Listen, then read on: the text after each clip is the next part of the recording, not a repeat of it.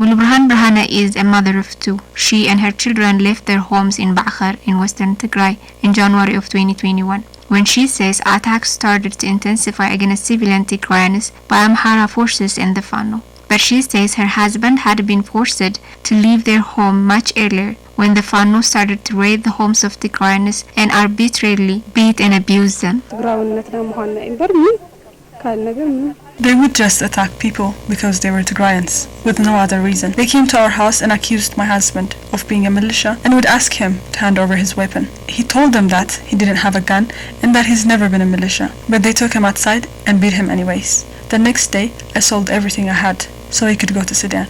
Mulburhan says her and her children had stayed behind because the forces had initially said that they wouldn't attack women and children. She said this later changed and that her and her children had to come to Ma'ala to save their lives, forcing her and her husband apart even further.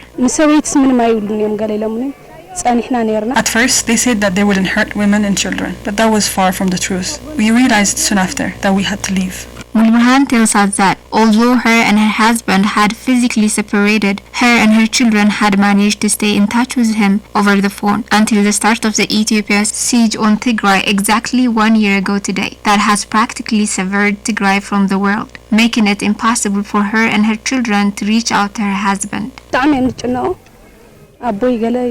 We all miss him, especially my youngest son. He always asks about his father. Whenever he hears a knock on the door, he asks if his father is on the other side. That just breaks my heart. Mulburhan says the siege must end soon so that her and others in her same position could reunite with their families. The siege has to end. Telecommunication, electricity, and banking services have to be restored. We want to be able to speak to our family members and have access to our savings so we could help our family members. Everyone here in Ma'ala is suffering.